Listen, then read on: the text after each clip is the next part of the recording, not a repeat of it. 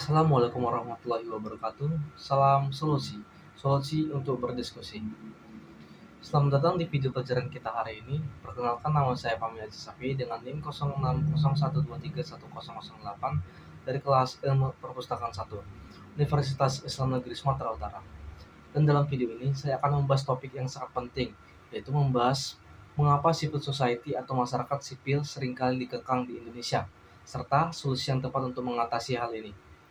Baik, langsung saja mulai pembahasannya. Saya ada kutip dari penulis Parmudi M dengan jurnal yang membahas tentang kebangkitan civil society di Indonesia. Di sana dikatakan bahwa dalam konteks keindonesiaan, kebangkitan civil society sesungguhnya dimulai sejak zaman penjajahan Belanda. Ketika itu perjuangan masyarakat melawan pemerintah kolonial melibatkan tiga kekuatan. Kekuatan pertama yaitu kaum petani radikal di pedesaan yang diwujudkan dalam serangkaian pemberontakan petani di Jawa dan Sumatera yang berlangsung sejak akhir abad ke-19 hingga awal abad ke-20. Kedua, kaum buruh militan yang terdiri dari pekerja pabrik gula, buruh perusahaan kereta api, dan sebagainya. Melalui serikat buruh dan yang ada melakukan demonstrasi dan pemogokan kerja untuk menuntut kenaikan upah dan perbaikan suasana kerja. Yang ketiga, kaum muda yang terdiri dari intelektual muda berpendidikan barat yang membentuk berkelompok-kelompok diskusi di kota-kota besar dan mulai mengekspresikan semangat nasionalismenya dan kebebasan berpolitik. Dengan ketiga komponen itu, dianggap masyarakat itu bisa berusaha keras untuk menentang dominasi dan manipulasi yang dilakukan oleh pemerintahan kolonial Belanda. Nah, kemudian dilanjutkan dari buku yang berjudul Kewarganegaraan dan Pendidikan Anti Korupsi dari karya Bapak Dosen Siono, di mana dalam bukunya dikatakan apabila masyarakat tidak bergerak untuk merubahnya, karena para pejabat tidak akan pernah merubahnya. Walaupun rakyat banyak menderita karena hal ini, mereka lebih memikirkan bagaimana mendapatkan materi daripada memikirkan rakyat. Sampai saat ini masih banyak rakyat yang belum mendapatkan haknya. Untuk itu, kita sebagai warga negara yang berdemokrasi harus bangun dari mimpi kita yang buruk ini dan merubahnya untuk mendapatkan hak-hak yang tak lupa melaksanakan kewajiban kita sebagai rakyat Indonesia.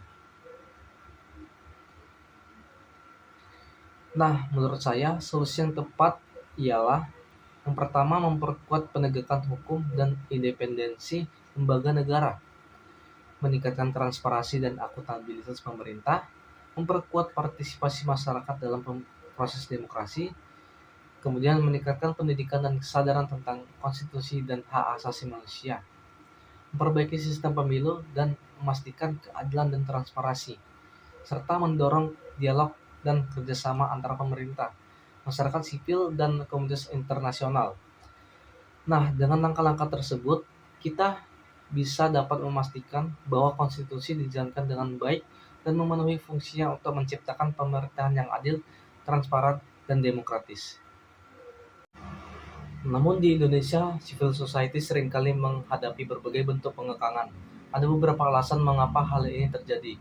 Yang pertama, adanya kekhawatiran dari pemerintah bahwa civil society bisa mengancam stabilitas politik dan keamanan. Yang kedua, ada kepentingan politik dan ekonomi tertentu yang merasa terganggu oleh aktivitas advokasi dan kritik dari organisasi masyarakat sipil. Yang ketiga, budaya birokrasi yang cenderung kurang terbuka dan transparan terhadap partisipasi publik. Nah, yang keempat, regulasi dan peraturan yang ketat dan yang seringkali dijadikan alat untuk mengontrol dan membatasi ruang gerak civil society. Pengekangan terhadap civil society memiliki dampak yang signifikan. Pertama, melemahkan pengawasan terhadap pemerintah yang bisa meningkatkan resiko korupsi dan penyalahgunaan kekuasaan. Yang kedua, menghambat partisipasi publik dalam proses pengambilan keputusan yang penting bagi demokrasi. Selanjutnya yang ketiga, membatasi kebebasan berekspresi dan berpendapat yang merupakan hak asasi manusia. Keempat, mengurangi kemampuan masyarakat untuk memperjuangkan hak-hak mereka dan keadilan sosial. Lalu, apa sih solusi yang bisa dilakukan untuk mengatasi pengekangan terhadap civil society di Indonesia? Nah, yaitu pertama dengan cara memperkuat perlindungan hukum bagi organisasi masyarakat sipil. Pemerintah harus memastikan bahwa regulasi yang ada tidak digunakan untuk ngekang civil society, tetapi untuk mendukung dan melindungi yang mereka. Kedua, meningkatkan transparansi dan akuntabilitas pemerintah melalui mekanisme pengawasan yang melibatkan civil society. Ketiga, memperkuat dialog antara pemerintah dan civil society, guna untuk membangun saling pengertian dan kerjasama yang konstruktif.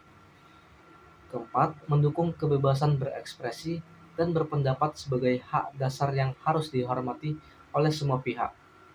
Di Indonesia, civil society memiliki peran penting dalam menjaga demokrasi dan memperjuangkan hak asasi manusia, serta berkeadilan sosial. Meskipun menghadapi berbagai tantangan, dengan berkomitmen bersama, kita dan pemerintah dan masyarakat, kita bisa menciptakan lingkungan yang lebih mendukung dan memberdayakan civil society. Sekian, terima kasih telah menyaksikan video ini. Mari kita bersama-sama memperjuangkan untuk masa depan yang lebih baik dan yang lebih adil. Sampai jumpa di video pelajaran berikutnya. Salam solusi, solusi untuk berdiskusi.